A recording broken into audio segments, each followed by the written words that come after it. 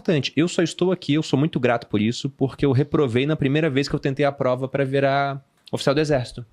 Eu fui para a prova sem ter estudado, e aí, por sorte, eu fui passando na média em todas as fases, e no final, como eu tirei a média em português, mas continuava em redação e eu não fui chamado, então eles não divulgavam a nota da redação. Eu falei, na redação eu fui mal. E devo ter ido mal, porque depois eu comecei a estudar, escrevi uma redação por semana. Eu tinha 40 redações comigo, quando chegou a época da prova, eu lia a última, depois eu li a primeira e eram pessoas diferentes. A primeira parecia um chimpanzé que tinha escrito, assim, sabe? Um chimpanzé com QI um pouquinho mais alto, mas ainda um chimpanzé.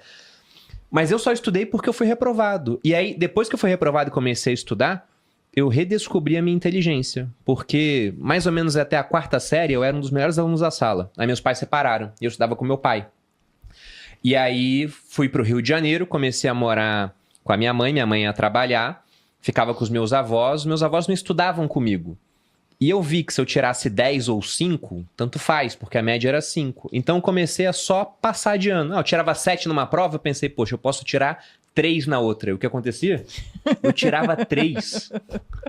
Aí eu passava, nunca peguei recuperação, mas passava na média, na média. Quando precisou um esforço a mais, eu não era capaz de fazer aquilo. Mas eu pensei, vou estudar. Aí quando eu comecei a estudar, no primeiro simulado que teve, eu lembro até hoje, era História e Física. Aí eu gabaritei História e fui bem em Física. Eu não era bom em Física antes, porque eu não estudava. Nunca tinha estudado. E eu fiquei em primeiro, sei lá, entre 180 pessoas que estavam no meu curso pra prestar a prova, né? E aí um amigo meu, muito inteligente do colégio militar, ele chegou assim e falou, caramba, você foi o primeiro. Que sorte! E eu falei, pois é, porque eu achei que era sorte mesmo. Só que depois eu continuei indo bem, fui primeiro em outros simulados, tudo, passei muito bem, e depois eu fui primeiro da minha formação. Então foi pedagógico você estar... Porque se eu passasse por acaso, eu iria pro exército pensando, não, eu sou o cara da média. Uhum. Eu não saberia que eu era inteligente. Eu ia ter passado meio que por acaso, ia estar lá, talvez estudasse só pro 5, talvez até lá eu tomasse algum tipo de baque, mas ia demorar mais. Então, essa reprovação antes, ela foi melhor do que se tivesse indo depois. Só pra dar um alívio pra galera que acha que é da média, como eu sou, talvez você seja na média em algumas coisas, em outras tarefas não. Então eu passei a minha vida inteira estudando, sempre fui a média, porque eu não sou uma pessoa que sou boa nas provas e tudo mais, mas me descobri boa em outras coisas. Então dá pra você tentar outras coisas no final das contas. Você não é boa na prova, mas você entende a matéria. Sim, eu sou, não porque, sou por exemplo, a Malu, não. A gente depois descobriu que ela tinha dislexia, né?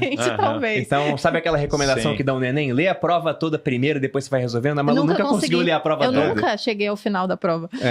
Mas então, aí, era mais difícil. Mas deu tudo certo. E eu acho que é compreensível. Tem um elemento aqui de fé na cabeça do Peterson, porque ele fala, você tem que confiar que o universo tem uma ordem, que essa ordem ela tem uma estrutura, portanto, moral, uma estrutura que direciona para o bem, e que se você agir de boa fé dentro dessa ordem, de maneira corajosa, existe um retorno. Porque tem um princípio por trás das coisas. Então, hoje nós temos uma cultura na qual falta muita fé. As pessoas são desesperançosas.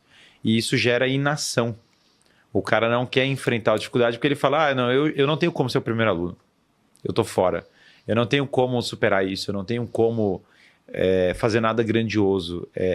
Então, a ideia da pessoa dar esse salto de fé, dar esse momento em que ela fala, não, calma lá. O cosmos tem um sentido. As coisas vieram de algum lugar, as coisas vão para algum lugar, as coisas têm algum propósito. Isso altera completamente a relação da pessoa com a vida, porque daí ela vai sempre querer o próximo desafio e o próximo desafio para continuar dessa estrutura de saltos de fé. Então, é como se a fé fosse o princípio disso que está sendo falado no Evangelho de São Mateus, né?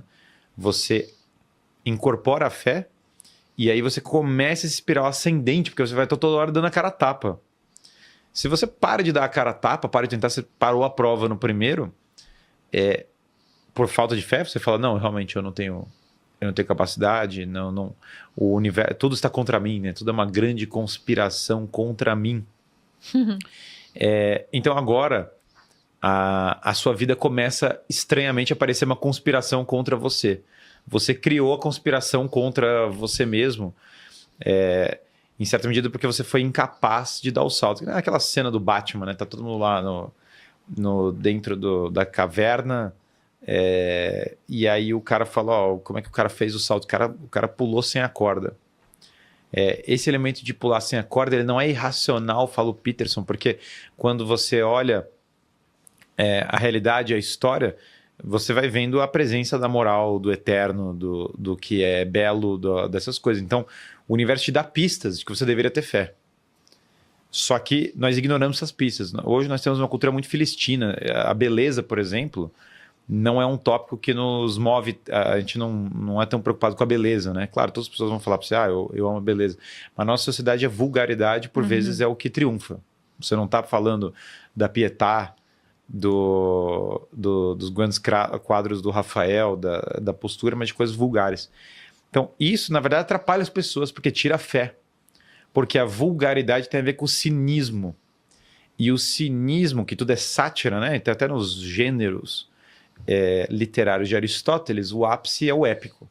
O épico é o auge da fé. Porque o épico, ele são grandes batalhas, a mudança de um país, a batalha entre os deuses, você está dentro de um drama civilizatório. Depois tem o heróico, que é eu vou crescer dentro desse drama. Aí você vai passando pelo trágico, até você chega na sátira. A sátira, ela é baixo compromisso. Tanto que para você assistir um negócio de sátira, você precisa de nenhuma disposição mental. Tudo vale. Tudo é assunto para sátira.